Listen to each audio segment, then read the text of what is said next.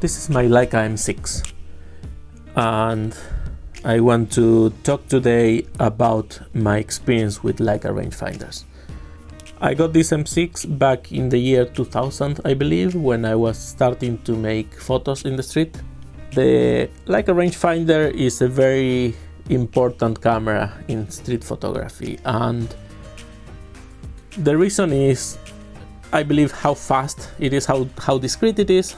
It's small, relatively, I guess, for 35mm standards, and it's relatively silent. And most importantly, at least to me, is the speed of focusing. This rangefinder is very, very easy to focus without thinking when you are when you have practice with them. This is a camera that kind of disappears from your perception when you are kind of quote unquote in the zone shooting the street. It's just the scene that you see and you and a little rectangle that are the frame lines, and you don't think about the device. You don't think that you're interacting with a mechanical device. You're just taking photos. And that is true for the digital Leica rangefinders, I believe, as well. Focusing, this can be very fast. As I said, you kind of do it by feel. And of course, you know, there's a rangefinder that you use to actually focus perfectly accurately. But typically, when I am in the street and I see a scene, by the time the camera is up to my eyes, I am close to being focused already, because kind of my finger knows the relationship between this position and the distance of my subject. So that becomes kind of automatic and second nature, and it's one of the reasons the camera kind of disappears and becomes invisible. I shot with this until I went digital in 2004 or so, and then for a few years I did not use this too much, or any Leicas too much, until I got an M8. The Leica M8, which was the first digital rangefinder they made. It was 10 megapixels, really nice image quality, and a little bit crop sensor, 1.33, something like that.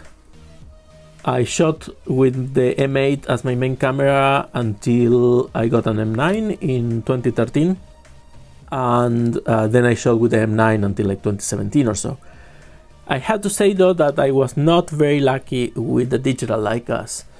I had a total of 3, maybe 4, but I think it was 3 M8s and then 1 M9, and they all died out of kind of breaking themselves. The M9 appeared one day with a crack sensor out of the blue without being dropped or anything like that.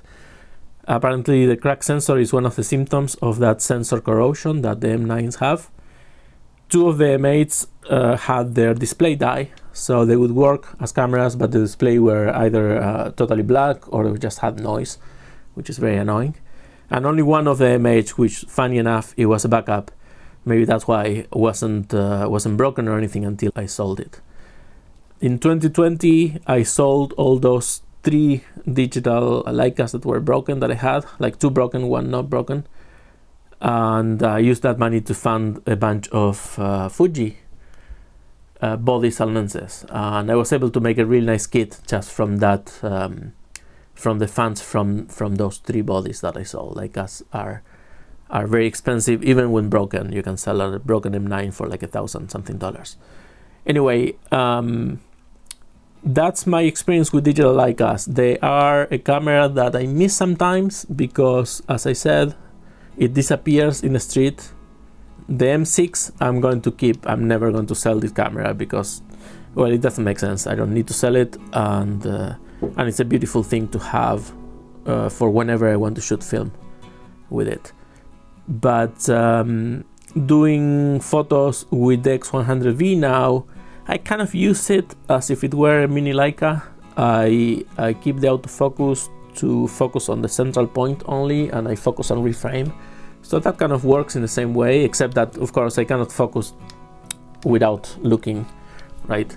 So that's different. But the autofocus nowadays is fast enough that it competes with with how fast you can be with your fingers with this. So I don't miss that too much. Anyway, that's my story with Leicas, and I'm going to leave you with some of the photos I made over the years. And for more of that, check out my website at juanbuehler.com. And until the next video, cheers and goodbye.